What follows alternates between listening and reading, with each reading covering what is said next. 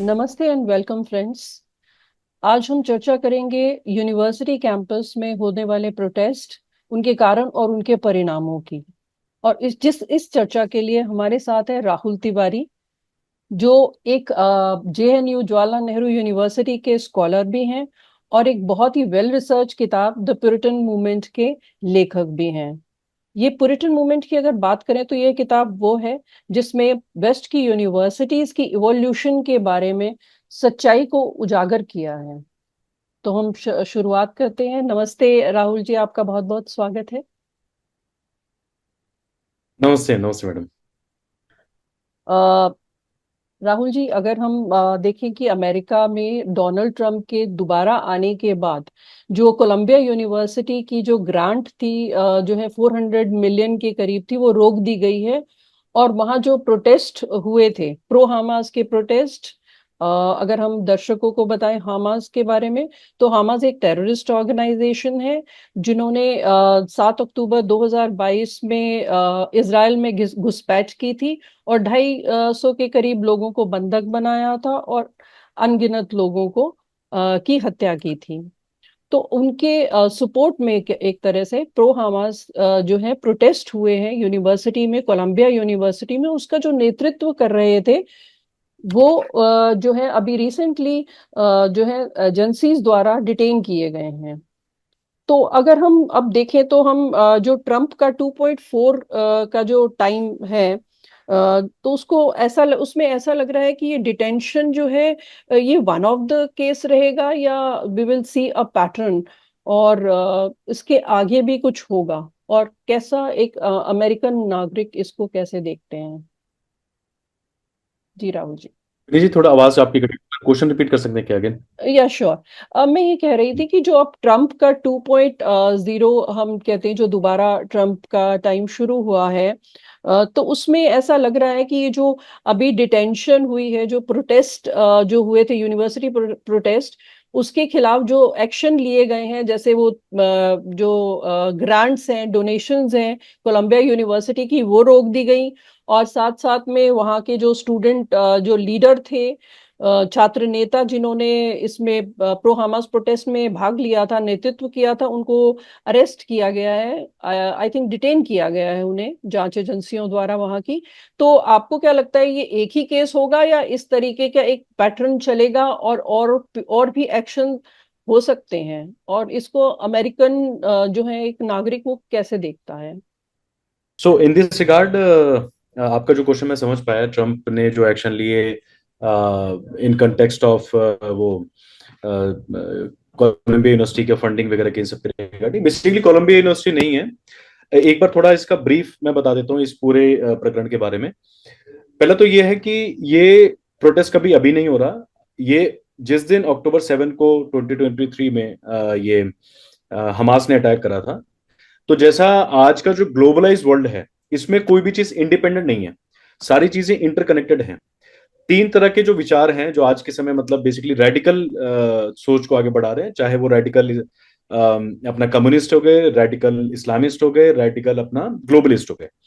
ये तीनों बेसिकली इनके इंटरेस्ट एक जैसे हैं, particularly in those areas where they see I mean nationalist governments, या ऐसा कुछ भी जहां इनको स्पेस मिलता है, whether it is India, whether it is European country or any of the American countries, so to say North American or this South American countries में कोई भी ऐसा होता है। तो इसमें क्या है कि जैसे ही हुआ तो हुआ, अक्टूबर 7 को हुआ, उसी के बाद इन्होंने फिर अपना एक प्रोटेस्ट वगैरह स्टार्ट कर दिया इसमें। और प्रोटेस्ट बेसिकली इसीलिए था, वो डाइवर्ट करने के लिए था, अटेंशन डाइवर्ट करने के लिए। जबकि वहां पे इतना जघन्य अपराध हुआ है इस पूरे ग्रुप में। ये the person who basically got arrested I mean few days back is Mohammed Khalil, if I am not wrong. And this person is basically the he is one of the significant person basically, जो इस पूरे प्रकरण का केंद्र बिंदु रहा है। अब केंद्र बिंदु मैंने क्यों शब्द यूज करा, इसी व्यक्ति ने पूरा प्रोटेस्ट वगैरह शुरू से मैनेज करा, और आई मीन एक लाइजनिंग कर रहा था कि जैसे जो भी ऐसी कंपनीज इसराइल को सपोर्ट करती हैं या इसराइल के साथ किसी भी तरह की एक्टिविटी में एंगेज हैं, उन सब से फंडिंग, मतलब आप सोचिए यूनिवर्सिटी फंडिंग के बेसिस पे चलती है। अपनी ही यूनिवर्सिटी के बेसिकली अगेंस्ट एक तरह का हमें षड्यंत्र रचना, जिसमें वो यूनिवर्सिटी उनको फंडिंग ही ना ले। तो आप देखिए, कोई भी जो, खासकर अगर आप यूनाइटेड स्टेट्स या कोई भी जानता हो, तो यूनाइटेड स्टेट्स ज्यादातर अपना यूनिवर्सिटीज वगैरह अपनी फंडिंग मैनेज करती हैं। कुछ गवर्नमेंट से मिलता है, कुछ अपना प्राइवेट प्लेयर से भी। सो इन दैट सेंस ये सीरीज ऑफ प्रोटेस्ट मतलब पहले से चल रहे थे, ये तो यहाँ पे आके अभी हमारे सामने जो देखने को मिल रहा है केरस करा, तो बेसिकली क्योंकि डेमोक्रेट गवर्नमेंट था, people I mean Democrats basically believe in globalist agenda, liberal जिसको हम कहते हैं थॉट प्रोसेस में, कि मतलब जी वन सुपर गवर्नमेंट है, उसके बाकी गवर्नमेंट्स हैं। तो वो सीरीज ऑफ का वो चल रहे थे। तो जैसी अभी सरकार ट्रंप की आई है, तो ट्रंप ने डेफिनेटली इतने समय से ये सब चीजें देख रहे थे, और अल्टीमेटली वो इन सब प्रोटेस्ट के पीछे जो ताकतें हैं उनको टारगेट करना शुरू करा। तो मुझे लगता है ये पहला नहीं है, ये रुकेगा भी नहीं। और एक और चीज मैं इसमें ऐड करना चाहता हूँ, ये सिर्फ कोलंबिया यूनिवर्सिटी के खिलाफ आई मीन कोई टारगेट नहीं करा, ये जितने भी यूनिवर्सिटीज में बेसिकली रेशियल डिस्क्रिमिनेशन या किसी भी तरह के ऐसा आई मीन डिस्क्रिमिनेटिव मेजर्स वगैरह हुए, या जहां पे ऐसा छूट दिया गया, मतलब with the help of various faculties and students and scholars. So उन सब की वजह से जो 60 प्लस यूनिवर्सिटीज हैं, as far as I know there are some 60 universities I mean on which basically the Trump administration has set up the inquiry. तो ये है इसमें मेरा, आई मीन जो आपका क्वेश्चन था उसके बेसिक एक ब्रीफ किया था जी। जी जी जी, आई थिंक हाँ। तो ये आपने जैसे अमेरिका में आप बता रहे हैं कि इतना एक्शन इनिशिएट किया है अगेंस्ट द प्रोटेस्ट, तो आपको क्या लगता है कि यूरोप में जैसे यूके में है, कैम्ब्रिज है, हार्वर्ड है, और फ्रेंच यूनिवर्सिटीज जहां पर प्रो हमास प्रोटेस्ट हुए थे, तो आपको क्या लगता है कि are they going to initiate some action similar to the American one, या वहां का कुछ और रुख रहेगा? जी। तो इसमें बेसिकली क्या है कि in the as in the beginning I said that world is divided in two parts. It has been divided, fortunately or unfortunately, whatever we say. So basically, on one side there are people, those who believe in so-called global those who are globalist in their nature, those who believe in ummah. I mean, Islamists believe in ummah, communists believe in, and they basically nation state traditional knowledge system, इन सब के खिलाफ, इन सब के favour में नहीं है। So ultimately ये सरकारों की, या आई मीन हम इसको देखें कि किसी स्पेसिफिक कंट्री की लड़ाई नहीं है। ये जहां पे जैसी सरकार होगी, जिस विचार की सरकार होगी, उस हिसाब से एक्शंस वगैरह होंगे।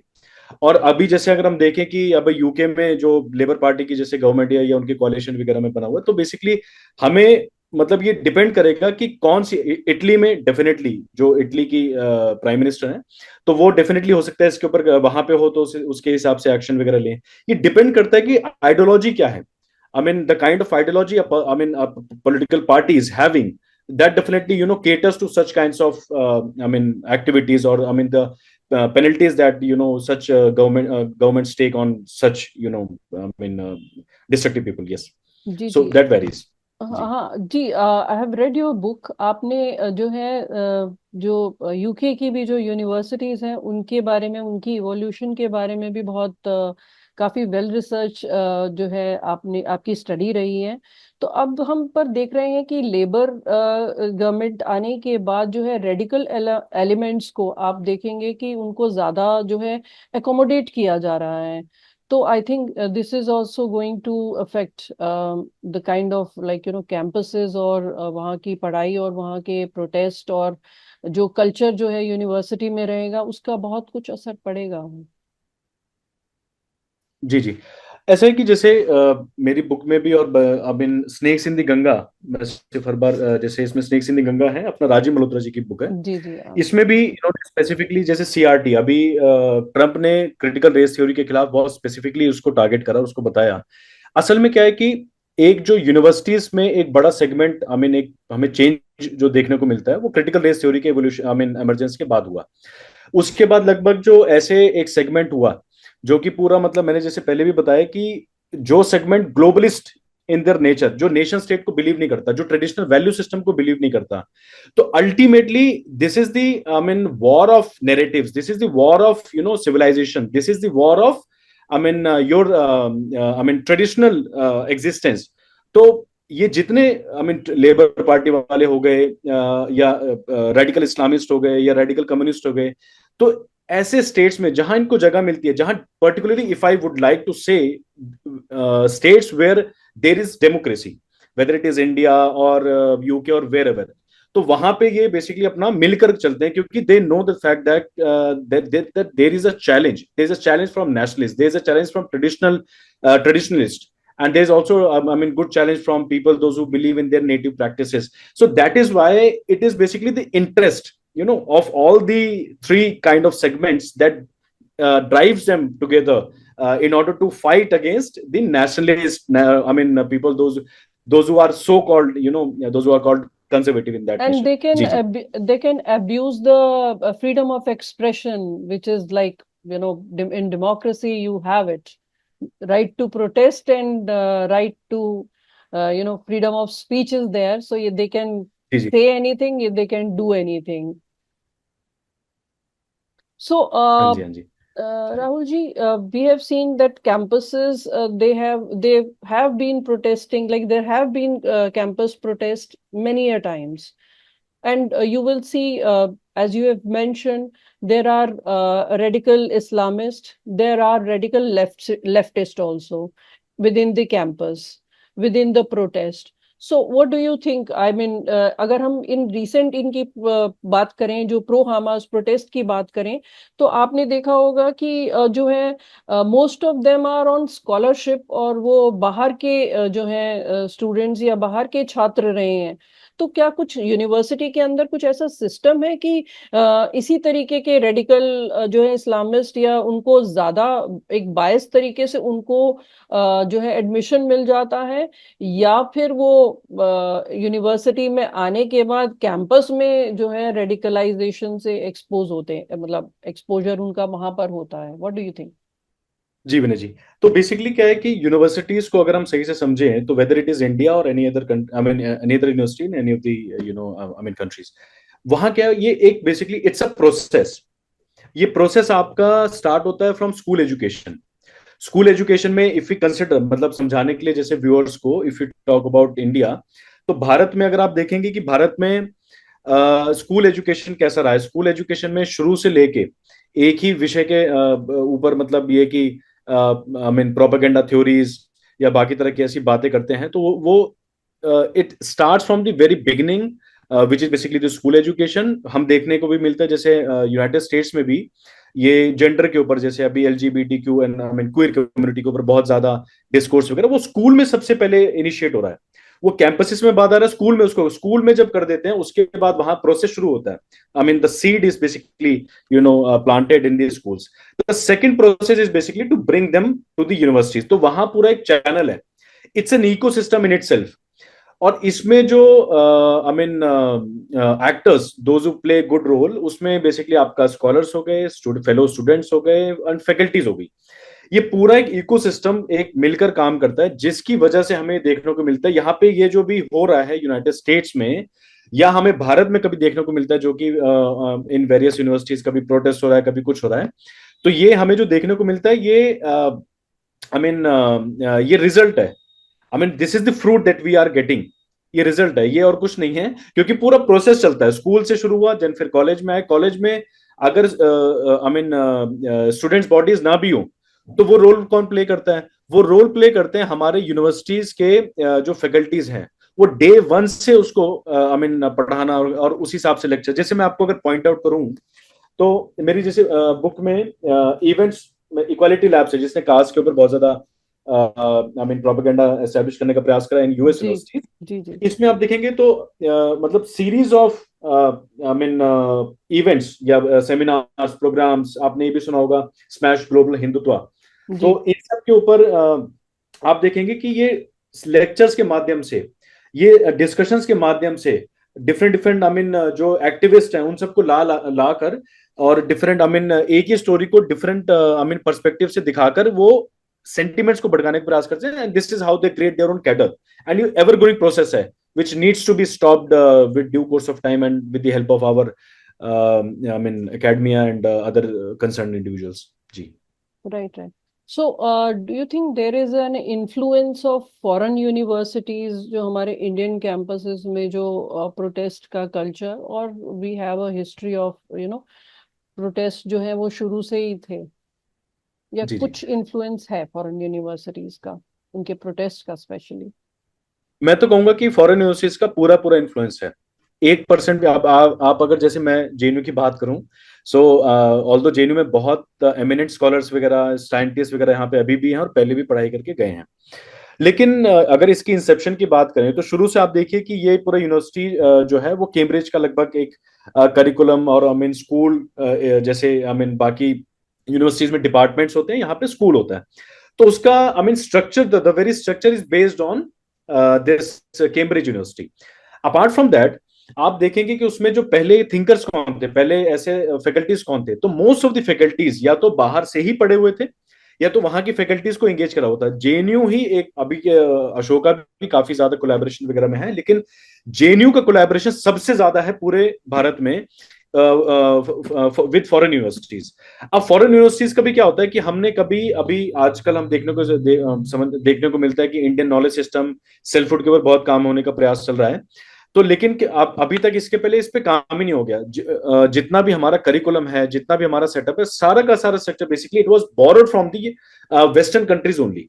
चाहे वो स्कॉलर्स है, चाहे वो लिखने कुछ भी तरीका, तो अल्टीमेटली वो इन्फ्लुएंस वो पूरा का पूरा I mean it is basically it was being catered in our universities and it is still being catered. आप एमओयू चेक करिए, चाहे जेएनयू के, चाहे उसके, और किस प्रोजेक्ट पे काम कर रहे हैं, विमेन एम्पावरमेंट के नाम पे क्या काम कर रहे हैं। So ultimately from day one ये जितना भी अभी मैंने जैसे अशोका यूनिवर्सिटी का भी हाईलाइट करा, so we have this Thenmozhi Soundararajan basically who is the founder of Equality Labs.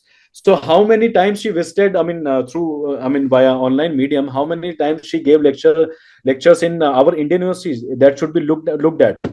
I mean to Ashoka University she visits, I mean through online mode various times. So influence नहीं पूरा का पूरा, मतलब basically curriculum is being taught in our campuses unfortunately. जी जी जी जी। तो अब व्हाट डू यू थिंक, कैसे, हाउ वी कैन इंश्योर, अब for we have seen US में हमने देखा कि Trump is taking strict measures जो ले रहे हैं, और how do you think we can ensure that this radicalism जो है वो हमारी यूनिवर्सिटीज में अपना अड्डा नहीं बना ले, क्योंकि because we all know that what happened during the CA protest, जी जिसमें जो है बहुत से I think स्टूडेंट्स का my इन्वॉल्वमेंट था। only say in this regard, जी जी, जी I think my only say in this regard is that what Trump administration is doing right now, I mean, it should be done in Indian academia or in our Indian campuses. See, the moment Trump came, I mean, it's a matter of about 10-15 days. I mean, or no, not more than a month. उसी में इन्होंने एक commission set करा, I mean inquiry setup करी और उसके बाद action लेना स्टार्ट करा। आप देखिए भारत की यूनिवर्सिटीज कितना स्क्रूटनाइज हुई हैं। वो scrutinise, that process is required to be done. आप एक्शन क्या लेंगे वो तो सेकेंडरी है, but that action that I mean scrutiny should happen at first instance. The second thing is that हमारे कोर्सेज, हमारा क्या इवेंट्स हो रहे हैं, हमारे क्या प्रोग्राम्स हो रहे हैं, कौन लेक्चर देने आ रहा है। देखिए जैसे जेएनयू कैंपस है, यहाँ पे आप डिफरेंट डिफरेंट तरह के विचार के विद्यार्थी रहते भी है, पढ़ते हैं, that dialogue is definitely welcome. But university campuses में ऑफिशियल प्रोग्राम्स क्या हो रहे हैं, क्या वो भारत के विचार के साथ अलाइन करते हैं या वो डिस्ट्रक्टिव इन देयर नेचर। उसी पे जब तक हम सबसे पहले हम इन फैकल्टीज को, इन स्कॉलर्स को जब तक हम हंट आउट नहीं करेंगे, उनको कर्टेल नहीं करेंगे, डेफिनेटली प्रॉब्लम नहीं रुकने वाली, क्योंकि यूनिवर्सिटीज में ये नेक्सस बहुत लंबे समय से रहा है। आपको मैं एक जानकारी के लिए बता दूं, आपने जैसे ये बोला कि ट्रंप ने ये लिया, ये पूरा जो विश्व है, ये आप पैलेस्टीन का प्रोटेस्ट वहां है तो यहां भी हो रहा है। अगर आपको देखेंगे कि मतलब इनके जो आई मीन पॉइंट्स है, आप देखिए अगर अभी जो प्रोटेस्ट हुआ है, the kind of flags they are using, that would be similar in our Indian campuses too. So ultimately at the end of the day हमें ये ध्यान रखना पड़ेगा कि ये, अच्छा एक एक एक पॉइंट मैं बोलने वाला था। एक अभी वहां से जैसे आज एक सेकंड स्टूडेंट को भी अरेस्ट करा, basically that was not student, उसको अरेस्ट नहीं करा, डिटेन करा है, वीजा खत्म हो गया था। There is also Indian women और man, mostly there is Indian women या स्टूडेंट थी है वो बेसिकली। तो उसका वीजा एक्सपायर हो गया, वो she was coming to India, I mean she might have arrived, ऐसा कुछ, या शायद आज आने वाली होगी। Right right. तो वो आ रही है तो उसको उसी पॉइंट पे चेक करना चाहिए, and an inquiry should be set up against that student और the person who is coming back from the United States. तो बेसिकली ये कोऑर्डिनेशन में काम करना चाहिए भारत की सरकार को भी, कि भैया जो आ रहा है क्राइम करके, when we expect them to act on our grounds, या जो भारत में क्राइम करता है हम उनसे एक्सपेक्ट करते हैं, तो similarly we have to do that. we have to I mean acknowledge this particular thing, only then I think हम किसी नंडे पे पहुंच पाएंगे। अदरवाइज आप देखिए, चाहे उमर खालिद हो गए, चाहे अभी टिस जो यूनिवर्सिटी है वहां प्रोटेस्ट हो, वहां भी हाई कोर्ट ने बेल प्ली रिजेक्ट करा, चाहे जामिया मिलिया इस्लामिया में कोई ऐसा रेडिकलाइजेशन, तो ये चीजें रुकेंगे नहीं। एंड जामिया मिलिया एडमिनिस्ट्रेशन ने बहुत अच्छे तरीके से इसमें अभी वहां प्रोटेस्ट हुए थे, but they involve the police, they acted upon this particular thing, and उन्होंने पूरा बहुत strictly, and such protests could only be dealt with grave concern and with grave iron strictness। hand। तो yes, yes, yes। Okay then Rahul ji, thank you so much. आपके साथ बात करना, आपके साथ चर्चा करना बहुत ही ज्ञानवर्धक, thought provoking and as always very informative discussion we had। Thank you so much Rahul ji। and for my viewers I'll say कि अगर आपको ये एपिसोड अच्छा लगा हो तो please like and subscribe. Thank you so much.